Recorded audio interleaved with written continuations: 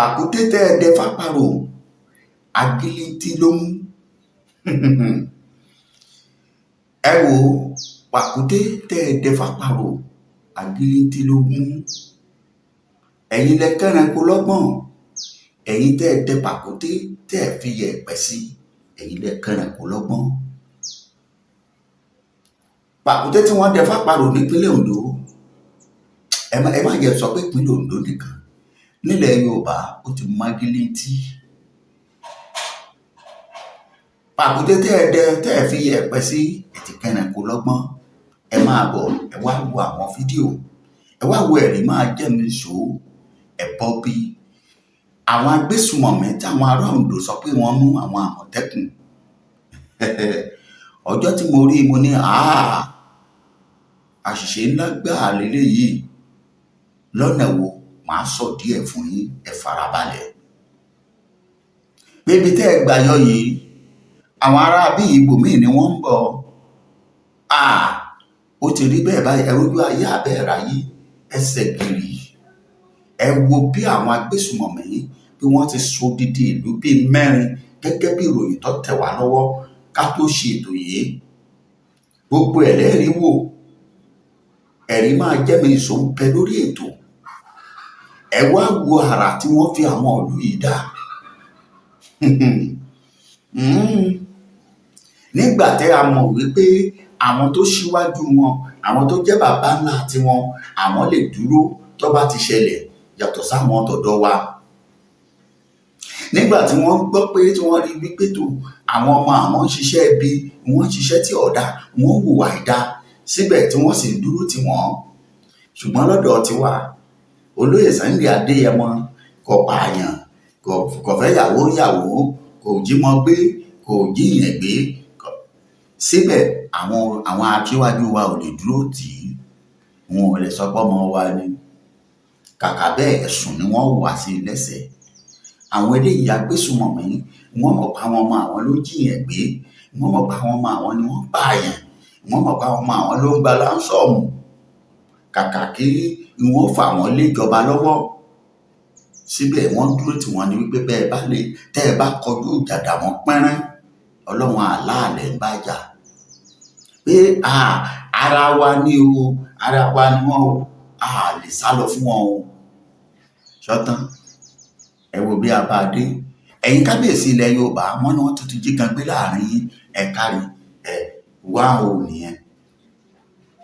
Àmọ́ wọn ti gbé àwọn tó yẹ kí wọ́n gbé tó bá jẹ́ pé lóòótọ́ ni. Ṣé ẹ̀bínú orí adé? Ó nídìí, ó nítumọ̀.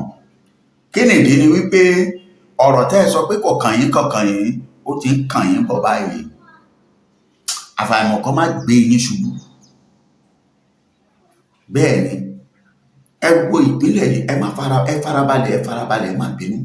Ẹ máa wo fídíò, ẹ wá wo bí àwọn agbésùmọ̀mí bí wọ́n ṣe pa wọ́n bí wọ́n ṣe pa àwọn èèyàn nípa ìfọ́náfọ́sù tí wọ́n fi ẹ̀mí wọn tó jẹ́ pé gbogbo ènìyàn bẹ̀rẹ̀ tó di gbàlàgbúrò tó di yílà ìlú.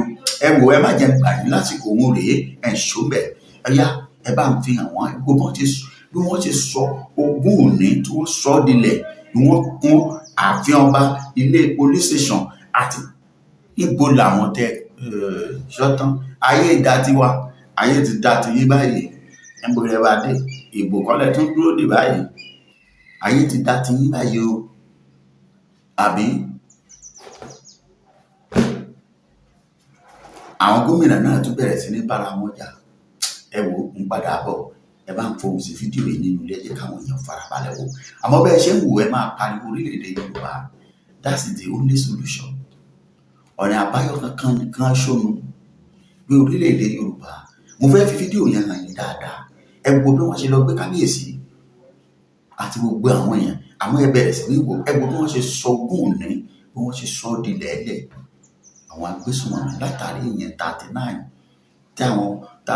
táwọn kílẹ̀ ń pè àwọn Àmọ̀tẹ́kùn náà wọ́n kó. Ẹ̀yìn kóró àwọn èèyàn bẹ̀rẹ̀. Ilé ìgbòlógbò ló yẹ kí wọ́n lọ. Ṣé bí ọ̀dọ̀ Ọlọ́run aláàrọ̀ yẹ kí wọ́n lọ? Display wọn.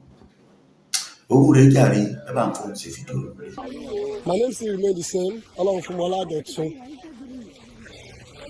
We were not happy about what happened last night, which is 31st of December 2025.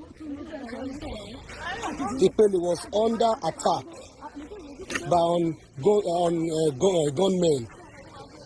As you can see, they came to the station, they attacked the station, and they blast everywhere. Can you see? They blast this station and it crashed down. It was a very, very serious one. Everywhere was burnt down. Cars, vehicles. The station was burnt down.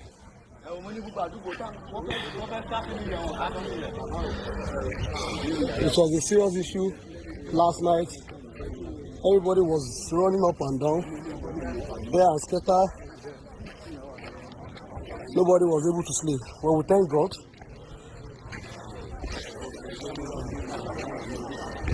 We thank God for lives. Can you see? This vehicle has been burnt down. Vehicles have been burnt down. Vehicles and motorcycles. It was a serious issue.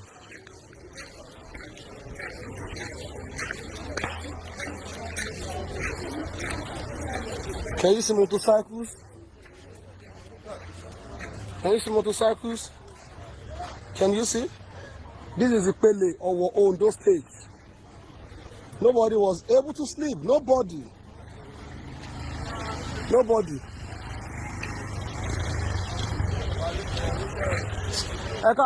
me. Yes, sir. Nobody was unable to sleep. It was a serious one. Can you see people? People are just coming out now this morning because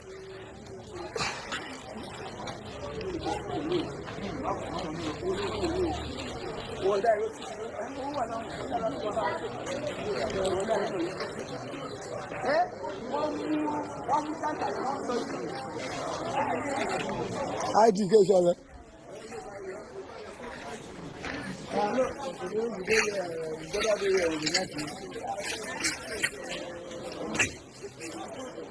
So this our police station was built then by late High Chief, was dedicated by late High Chief S.A. Dairo. So it was Dairo's family that built this station for Ipele then. So and now the gunmen they came last night. That is on 31st of December 2025. It was a very critical one. We were hearing gun shooting and something like dynamite, whether it's bomb or dynamite, as you can see, dynamite. They bought vehicles, bought motorcycles, and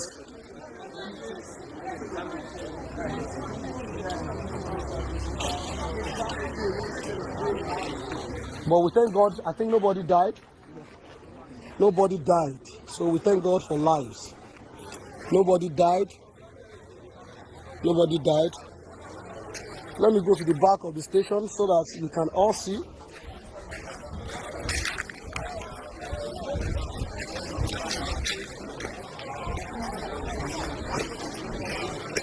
This is inside the station. Can you see? Everywhere got scattered. Everywhere got scattered.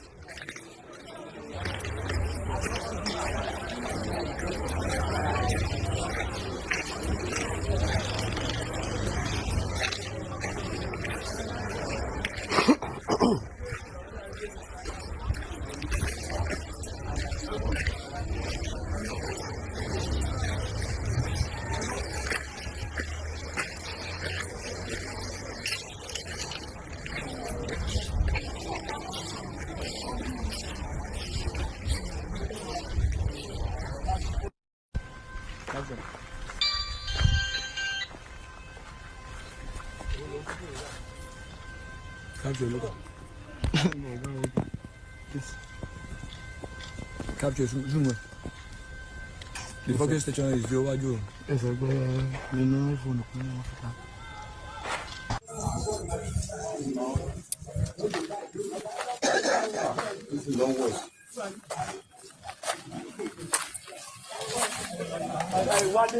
One day. Hello, one day.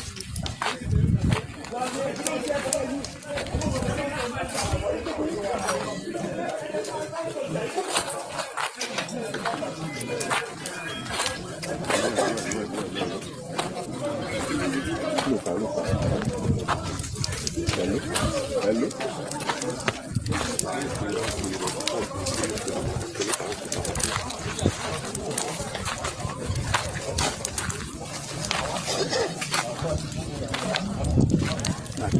Target them. Allah.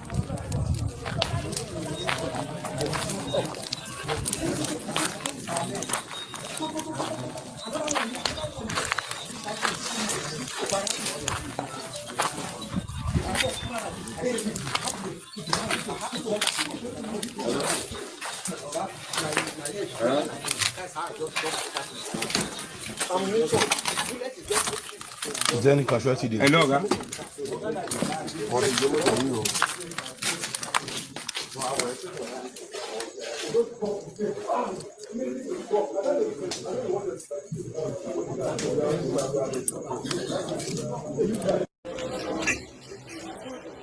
So this our police station was built then by late High Chief, was dedicated by late High Chief S.A. Jairo.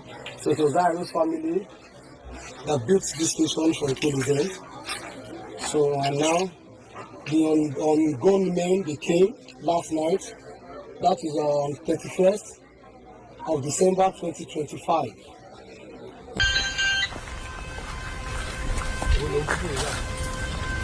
Capture, look.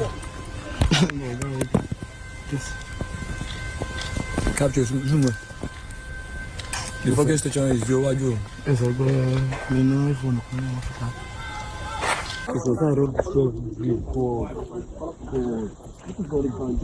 Mọ́tò ṣáà jó, gbogbo mọ́tò jó. Ẹ̀rọ ẹ̀ ti bọ́ọ̀sì o, station jó o, ilé wó o, machine, ẹ̀rọ mọ́tò gbogbo ẹ̀ o. Ẹ̀rọ gbogbo ẹ̀ o. Mọ́tò station kan jó o, gbogbo ẹ̀ jó o. Gbẹ̀ngà yìí má yẹ wọ́n máa.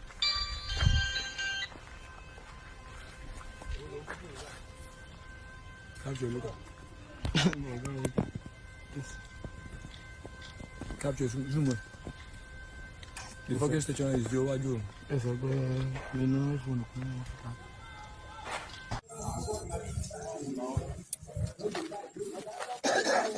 This is long worse.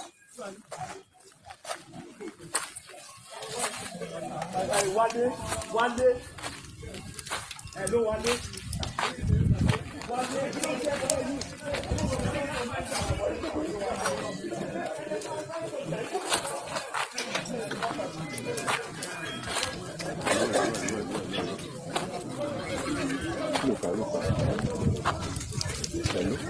Hello.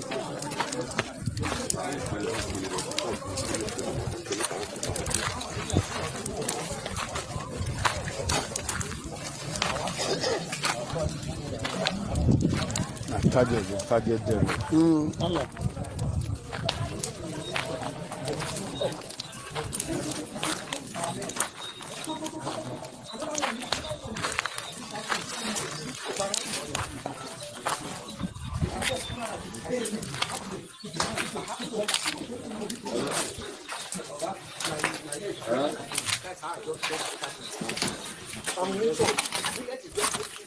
Is there any casualty there? Hello, guy.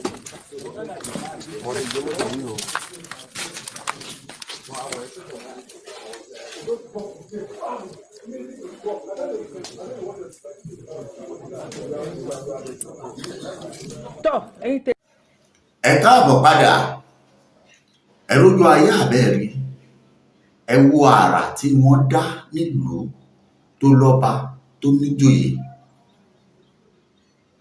Ẹ má gbàgbé gbogbo ọmọ Yorùbá wípé àwa ti ń pariwo ẹ̀ kìí ṣe ní kìí ṣàná, pé àwọn ará àbíyè bí wọ́n bá lè kúrò níbi tí wọ́n wà pẹ́rẹ́ ẹ má yà kàn wá, ilẹ̀ wa ni wọ́n ń bọ̀. Inú igbó tí wọ́n ti kó àwọn èèyàn 39 àbí nǹkan tí wọ́n ní wọ́n kó yìí, inú igbó yìí ni wọ́n ti ta àtáàkì ọba àjọsí nínú ọba mẹ́ta tí wọ́n pa ẹnìkan tó jẹ́ pé sẹ́nìkan àbí ẹnìkan nínú wọn àbọ́yá àjẹsára bàbá ó mú káwọn escape. Ṣùgbọ́n èyí tí wọ́n pa àbọ́yá àwọn ọba Indomie, àwọn ọba spaghetti, àwọn ọba ìwúlẹ̀ tó ń jẹ ní ìsìn kẹ́nìkan rán mi létí nínú ilé, irú àwọn ọba bẹ́ẹ̀ ni àwọn ọba àgbẹ̀yìndó fúrufúrọ̀. Inú igbó yìí náà ti kó àwọn èèyàn yìí. Kété tí mo rí fídíò yìí mo sọ, mo ní ọbọ kí ni wàá nìmúra ìjọba lẹ̀, torí àwọn ará bíi àwọn tẹ́ ẹ kó yìí surveillance lásán làwọn eléyìí. Àwọn eléyìí ètò tí wọ́n wá pa ni pé kí wọ́n watch, kí wọ́n wo look and corner area ni wọ́n wà fún. Bá a bá ṣọdẹ rí amẹsẹ̀ ẹ̀kọ́ lọ. Àwa náà lọ iléèwé àṣe geography nílé ẹ̀kọ́, níbi tí wọ́n ti ń draw map pé báyìí nínú geography láti rí descriptions directions nígbà ọ̀nà tó bá gbà báyìí ìbáyìí ló máa jáde sí iṣẹ́ táwọn eléyìí wá ṣe ní. Iye community mélòó ló wà ń bẹ̀, báwo ni security wọn ṣe tight tó, kí wọ́n sì ṣiṣẹ́ abẹ́nú léyìí tó jẹ́ wípé wọ́n mọ̀ bí wọ́n ṣe mú aráàlú bíi mélòó mọ́ra tí ó darapọ̀ mọ́ tí wọ́n máa fún wọn ní tọ́rọ́kọ́bọ̀. Tó bá ṣe é ṣe kí wọ́n mú olórí ìlú kan bóyá bí ọba àbólóyè kan pàtàkì tí wọ́n mú wọn má bẹ́. Iṣẹ́ àwọn ẹni tẹ́ ẹ kó rèé. Àwọn eléyìí gangan kọ́ ni original. Àmọ́ kíkó tẹ́ ẹ kó wọn náà fine and good ọ̀dà bẹ́ẹ̀. Ǹjẹ́ ẹ múra lẹ̀? Ṣé ẹ múra lẹ̀ dógún? Torí pé pìtìpìtì ayé máa dé, wọ́n sọ o. Ṣé pìtìpìtì ò dé báyìí? Ẹ wo bí wọ́n ṣe sọ odidi àwọn ìlú yìí dà, ó dahoro. Ẹ̀yin kábíyèsí, ẹ̀yin lọ́balọ́ba ilẹ̀ Yorùbá, bẹ́ẹ̀ bá wá tún ní ọkàn yín báyìí, ẹ má jẹ́ ń sọ míì. Oǹdó ti dé ní ìsìn gbà ó dé Kwara. Àwọn ọba wa kàkà kí wọ́n gbégbèsè lásìkò tí ìṣẹ̀lẹ̀ ń ṣẹlẹ̀ Kwara. Ẹ̀míà ni wọ́n lọ bá tí wọ́n bá ṣèpàdé. Sùúlù Gàmbàrí, kí ni kókó ìpàdé wọn lọ́dọ̀ Sùúlù? Ẹ̀yin Yorùbá, ẹ̀yin pàápàá jùlọ ẹ̀yin aṣíwájú wa nílẹ̀ Yorùbá, èmi a máa sọ pé àríṣe láríkà, àríkà ni bàbá rẹ̀ kú. Ohun tẹ́ ẹ bá ṣe lónìí yóò dìtàn.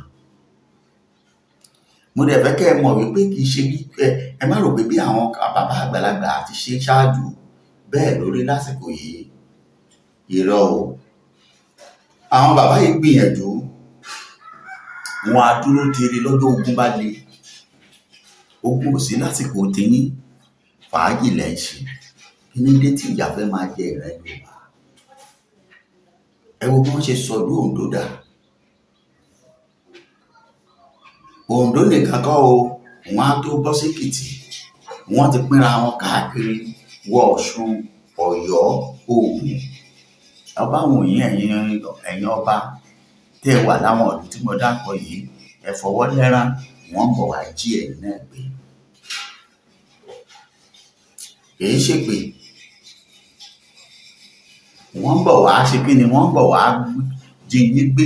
Tí wọ́n bá gbé yín, bóyá kí wọ́n gbé ìyàwó àbọ́mọ tó jẹ́ akọni ọmọ inú àwọn ọmọ yín, wọ́n bá gbé bíi méjì, ara yín ó balẹ̀, ẹ gbà pé àfáà ní jẹ́rájí. Bẹ́ẹ̀ ni bó ṣe ń jẹ́ nìyẹn.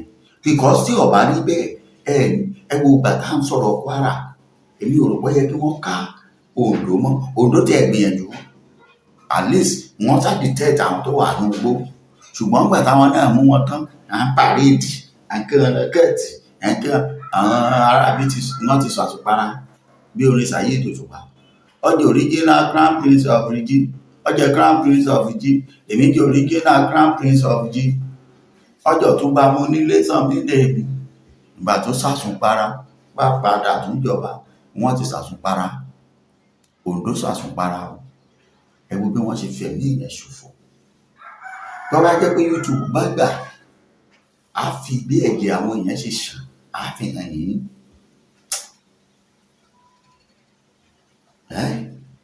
gbogbo ẹ̀yin kábíyèsí tẹ́ wà nípínlẹ̀ Oǹdó Èkìtì ẹ̀yin náà jẹ́ padà wọlé agbára lọ ẹ̀yin ọmọ ìlú tẹ́ bá sì rí pé kábíyèsí yẹn lẹ́sìn kan àwọn pápá àwọn oníbàtà ṣoṣo rẹ̀ oníṣòkòtò ṣoṣooṣo ẹ̀jẹ̀ lè kó ń bẹ̀ kẹ́ forúkú lówó síbẹ̀ tí ó wọlé agbára àwọn bàbá tí ó padà lọ bá àwọn alálẹ̀ pé ẹ má máa sùn bàbá wa Ọ̀nìrìṣà tẹ́lẹ̀ bá lálẹ̀ lọ́wọ́ ẹ̀ àwọn alálẹ̀ orí nǹkan ṣe sóòrùn báyìí ẹ tètè pè wọ́n bóyá ẹ tí ì pè wọ́n sá ẹ pè wọ́n títí ìgbà mẹ́ta tó pàdé orílẹ̀-èdè Yorùbá ẹ bá mi kọ síbẹ̀ ní kíákíá ó dàbọ̀.